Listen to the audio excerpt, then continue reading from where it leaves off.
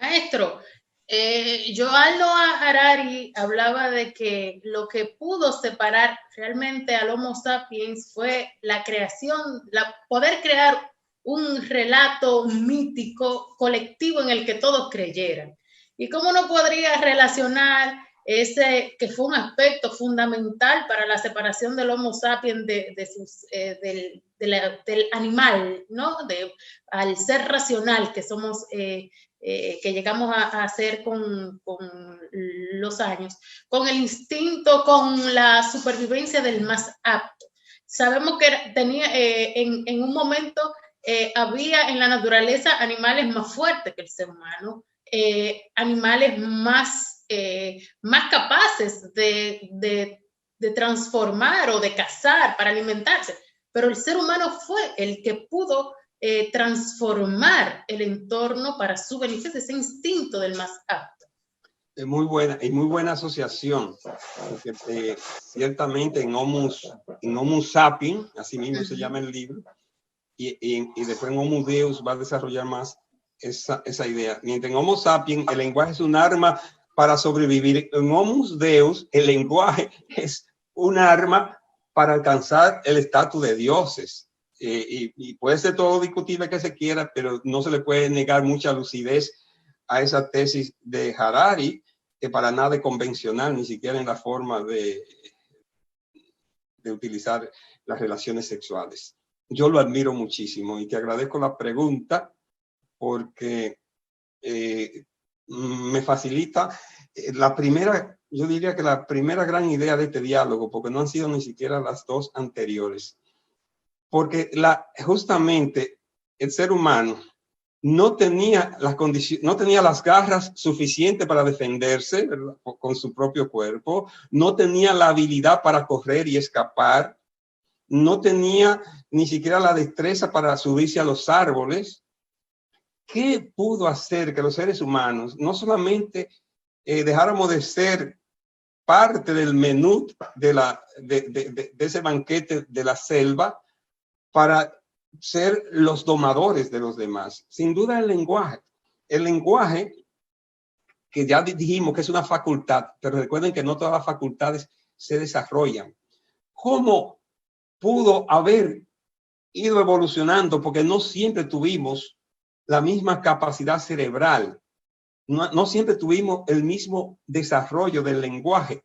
Sí, yo creo que aquí aplica el descubrimiento o la tesis que hoy la ciencia la refrenda de Darwin, que sobreviven lo más alto, no lo más fuerte como dicen algunos, porque si así hubiese sido, no hubiésemos sido nosotros los que sobrevivimos. Una cucaracha puede ser más alta que nosotros para sobrevivir, digamos, un bombardeo atómico. Puede tener las condiciones, sin duda lo es, eso está demostrado, es más alta que nosotros.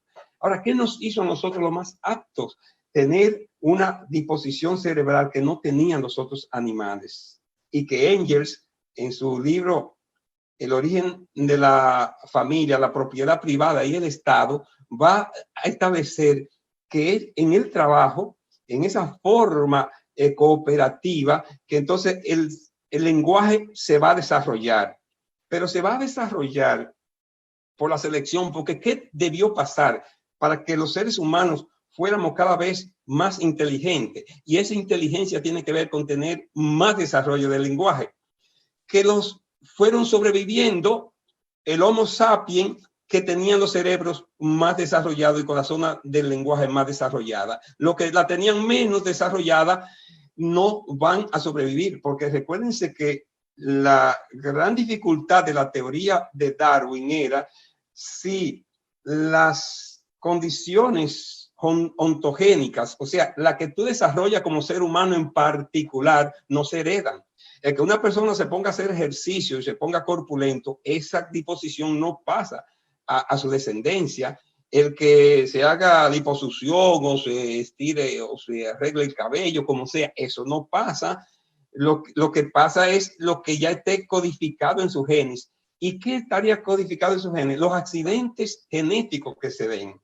Entonces, surgían humanos con cerebro más desarrollado y eso eran los que sobrevivían porque eran los más aptos. No solamente porque se subían a los árboles, sino que sabían cómo esconderse, sabían estudiar a sus depredadores y también sabían buscar los puntos vulnerables de sus depredadores y entonces crear las herramientas que se creía que solo los seres humanos éramos capaces de crear herramientas, pero se han dado cuenta que no, que hasta la nutria puede coger una piedra para partir los caparazones, pero buscar las herramientas adecuadas para defenderse y atacarse fue un resultado del desarrollo del lenguaje. Por tanto, el lenguaje fue la primera arma poderosa para nosotros sobrevivir y estar nosotros en este diálogo ahora, porque no habría sido posible, porque tal vez hubiesen sobrevivido los que fueran más rápido corriendo.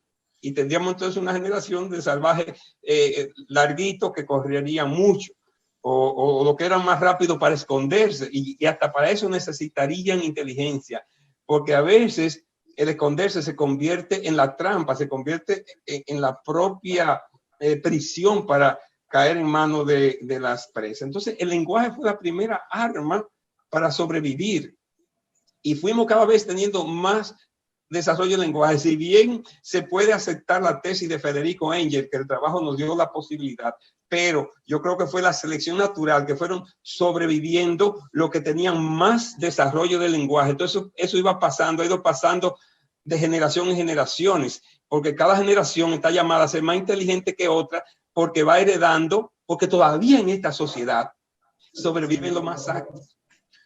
Una muchachita liniera como tú y un paraguayito liniero como yo, no estábamos supuestos a estar aquí en la capital si no hubiésemos tenido, modestia aparte, un nivel de inteligencia que nos permitiera insertarnos.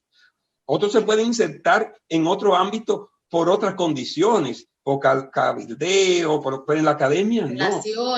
Exactamente. En el mundo intelectual no. Algunos se pueden colar, pero después caen a la orilla, como el mar tira los desechos a la orilla. Va a sobrevivir más alto. Entonces, tus hijos están llamados, y los míos, a heredar en parte, no solo culturalmente, porque el ambiente enriquecedor los ayuda sin duda, no, porque también son portadores de unos genes distintos. Y esa es la selección natural aplicada al lenguaje.